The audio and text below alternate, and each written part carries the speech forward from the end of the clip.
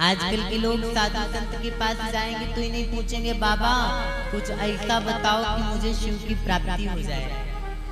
ये नहीं पूछेंगे। सबसे पहले संतों के पास जाएंगे तो कहेंगे महाराज जी अभी हम अगर मेरा घर बन जाएगा, मकान बन जाएगा, ले लेंगे हम तो आपको बुलाएंगे। अपना तो ये शरीर नहीं तो मकान कैसा। कई लोग कहते हैं गुरुदेव ये बताओ कि माल पानी कैसे ज्यादा आए घरवा में। माल पानी वहां तक चलेगा का? बोलो जी, नहीं जाने वाला। इसलिए संत के पास जाओ, भगवत ऋषि के पास जाओ तो एक प्रार्थना करो, क्या कि हे गुरुदेव किस प्रकार भगवत प्राप्ति हो, किस प्रकार राधा नाम जप किया जाए, किस प्रकार शंभु की भक्ति प्रदान हो। आज मैया मैना सबसे पहले भाग करके आई और जब आई ना तो देव ऋषि नारद जी के पास अपनी पार्वती बिटिया पार्वती के हाथ को पकड़ के आई और कहने लगी नारद जी थोड़ा सा मेरी बालिका की हस्तरेखा को देख करके बताओ कि उसके जीवन में क्या होने वाला है। नारद जी मुस्कुराने लगे। नारद जी ने तो बहुत सारी प्रशंसा की, बहुत प्रशंसा। बड़ी सुंदर होंगी, गुणवान होंगी, संस्कारवान होंगी, मधुर होंगी, शीतलता का भंडार होंगी। लेकिन नारद जी बहुत सारे गुण, अच्छे गुण बताए, लेकिन 3 अवगुण बता दिए। कितने? 3। नारद जी कहते हैं माँ ये जो तुम्हारी लाली है ना इसके जीवन में जो दूल्हा होगा वो नगन होगा। पहला क्या होगा? नगन होगा, दूसरा अमंगल होगा और तीसरा जटिल होगा। वो नग्न रहेगा, कोई वस्त्र धारण नहीं करेगा। अमंगल होगा, जटिल मतलब बड़ी बड़ी जटाएं होंगी। अब मैया मैना ने जैसे सुनी बातों को सुन करके मैया मैना की आंखों में आंसू आ गए। पुलक शरीर भरे जल नैना, हाथों के रोए खड़े हो गए, आंखों में आंसू आ गए। मैया मैना गई नारद जी को घर के एक एकांत कमरे में। जब कभी बेटी का रिश्ता होता है, जो अगुआ होते हैं ना, जो शादी करवाता है, कोई बात पूछना रहता है या कहना रहता है तो उसे अकेले में कहते हैं ना।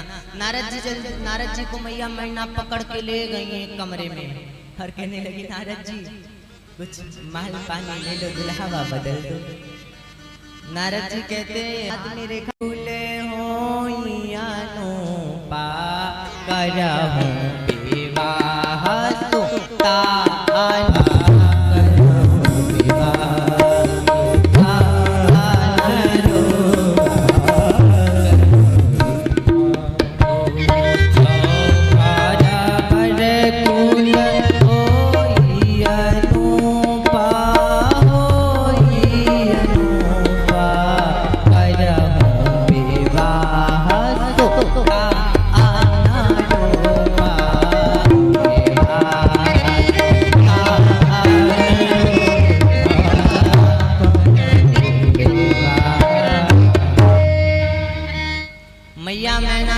नारद जी कान खोल करके सुन लो।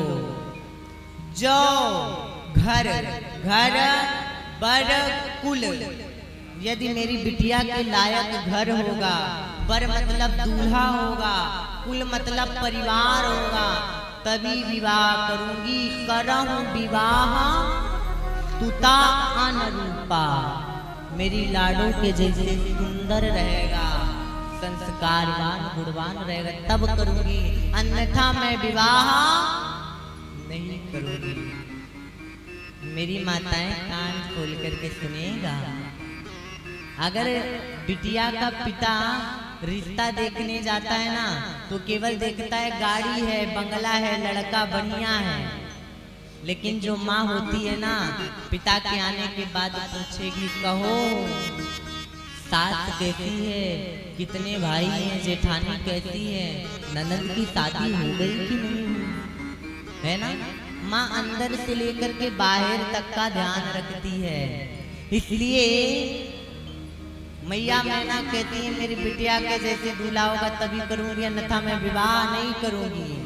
और मैया मैना कहती है नारद जी कान खोल करके सुन लो, नाता कन्या बर रहै कुमारी, कंत उमा मम प्राण तो प्यारी।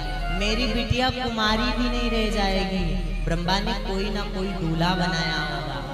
कंत उमा मम प्राण तो प्यारी, ये मेरी बिटिया उमा है ना, मुझे प्राणों के समान प्रिय है, इसलिए मैं अपने विवाह बिटिया का विवाह अच्छे वर के साथ करूंगी। अगर कोई अच्छा वर है तो बताओ, नहीं तो कोई बात नहीं है। अरे कोई उपाय तो होगा दूल्हा बढ़िया पाने के लिए। नारद जी कहते हैं मौका बढ़िया है, मौका छोड़ा ना जाए।